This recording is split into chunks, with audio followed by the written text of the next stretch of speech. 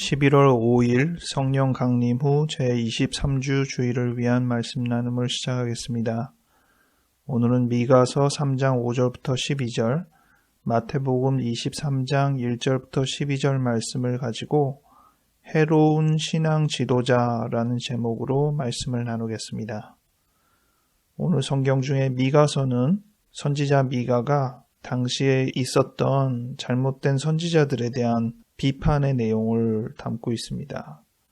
여기서 다른 선지자들이 이 해로운 신앙 지도자의 양상을 보여주는 부분이고, 미가 자신은 모범된 신앙 지도자의 양상을 보여주는 대목이 됩니다. 비슷하게 마태복음 23장도 해로운 신앙 지도자와 모범이 되는 신앙 지도자를 볼 수 있는데, 이 마태복음 23장은 예수님께서 바리새인과 서기관들을 비판하신 내용입니다. 그래서 당시에 바리새인과 서기관들을 해로운 신앙 지도자의 양상으로 볼 수 있고, 이에 대비하여 예수님께서 제자들에게 요청하신 덕목은 모범이 되는 신앙 지도자의 양상을 보여줄 것입니다.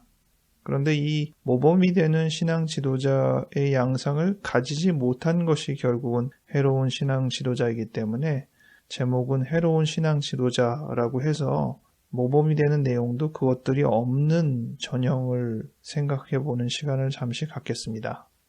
먼저 미가서 3장에 해로운 신앙 지도자의 양상으로 확인될 수 있는 구절을 찾아보면 5절, 내 백성을 유혹하는 선지자들은 이에 물 것이 있으면 평강을 외치나 그 입에 무엇을 채워주지 아니하는 자에게는 전쟁을 준비하는도다.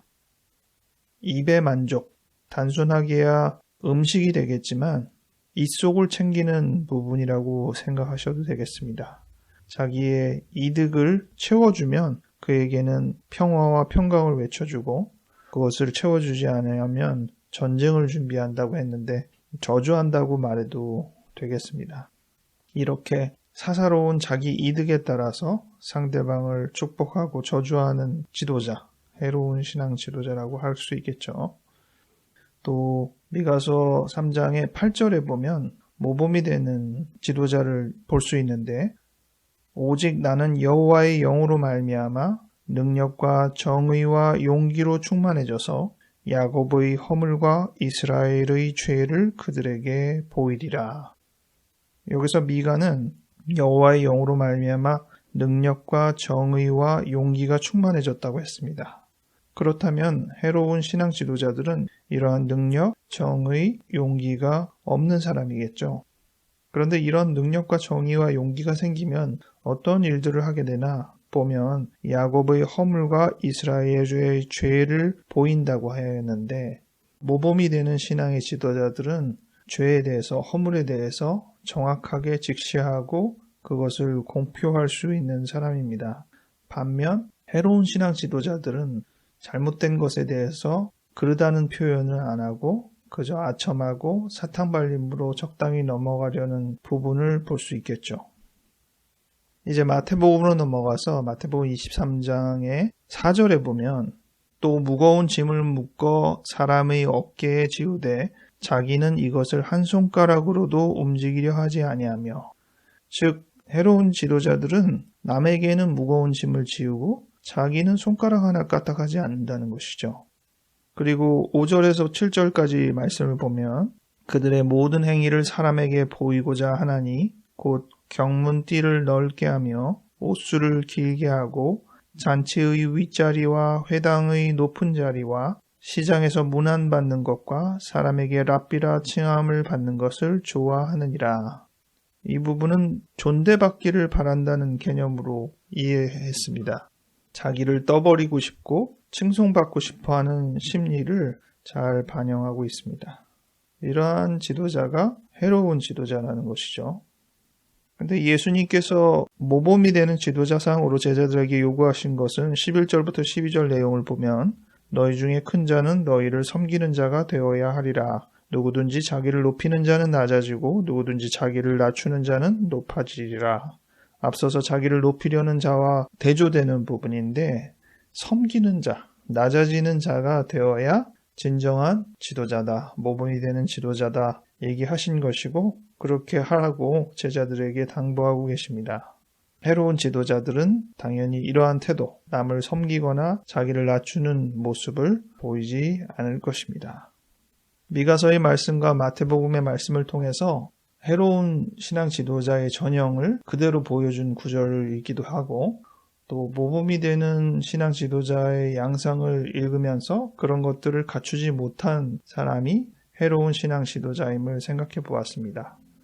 우리는 이 말씀을 통하여서 이런 면면을 가진 지도자를 따르지 않아야겠다는 생각을 해야겠습니다. 그들의 비위를 맞추지 않아야겠습니다. 동시에 이 말씀들의 하나하나를 생각하면서 또다시 우리가 유념할 것은 우리가 그런 지도자가 되지 않아야겠습니다. 스스로를 지도자의 위상으로 생각하시는 분도 있고 나는 그렇지 못하다고 생각하시는 분도 있을 텐데 이러나 저러나 우리는 누구에게 상대적으로 지도자의 역할을 하고 있는 부분들이 있겠습니다. 그러므로 내가 이런 지도자가 되지 않아야겠다는 결심도 잘 가져야겠습니다. 오늘 말씀 준비를 하면서 여기까지 하고 마무리가 되겠다 싶었는데 순간 그 생각을 했습니다. 그런데 왜 이런 지도자들을 사람들이 따르게 될까? 하나하나 나열하면 정말 따르지 않아야 될 사람이구나 쉽게 느끼는데도 불구하고 왜 우리는 그런 지도자들에게 쉽게 유혹당하고 그들에게 끌려다닐까? 왜 우리는 이 부분에 대한 분별력을 충분히 갖지 못할까? 이 질문을 하게 됐습니다.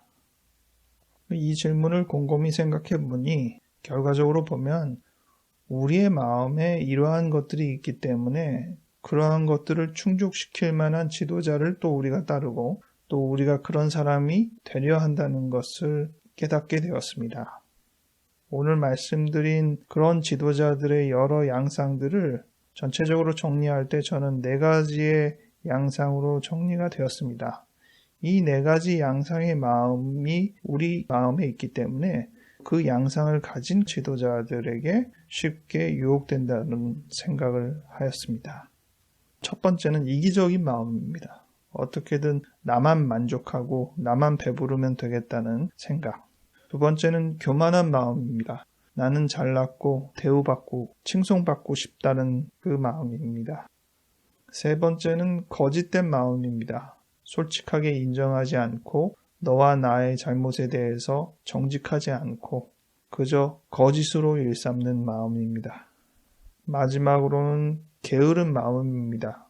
나는 꼼짝하기 싫어서 무언가 해야 될 일들을 남에게 미루고 싶은 마음입니다. 이러한 4가지의 마음이 우리 안에 있기 때문에 우리는 이런 마음들을 가지고도 성공한 것처럼 보이는, 위대한 것처럼 보이는 지도자들에게 쉽게 유혹당한다는 생각을 하게 되었습니다. 우리가 이 마음에 대해서 더 많은 경각심을 가질 때 잘못된 지도자에 대한 분별력도 충분히 생겨나리라 생각합니다. 11월이 되었습니다. 올해도 이제 많이 지났는데 나는 어떻게 살았나? 나는 또 어떤 것을 추구하며 살았나? 되돌아보며 정리하는 시간 됐으면 좋겠습니다. 남은 2개월 동안의 생활을 통해서도 더욱 견고한 신앙의 덕목을 잡아갈 수 있는 기간이 되기를 바랍니다. 기도하겠습니다. 하나님 아버지, 오늘 말씀을 통해서 해로운 신앙 지도자의 양상들을 생각해 보았습니다. 내가 이러한 지도자를 따르고 있지는 않나 유념해 보게 하시고 또 내가 이런 지도자가 되려고 하지는 않았나 반성하게 하여 주시옵소서. 이러한 지도자를 따르게 되는 이유가 결국 우리의 마음속에 이기적이고 교만하고 거짓되고 게으른 마음이 있기 때문이라고 생각을 하였습니다. 2023년을 정리해가면서 올해 내 마음속에 이러한 이기적이고 교만하고 거짓되고 게으른 마음이 얼마나 작용했는지를 확인해보고 남은 2개월 동안 우리의 마음을 다잡아 겸손하고 순결하며 주님 앞에 충성된 모습으로 다시 설 수 있게 도와주시옵소서. 감사드렸고 예수님 이름으로 기도하였습니다. 아멘.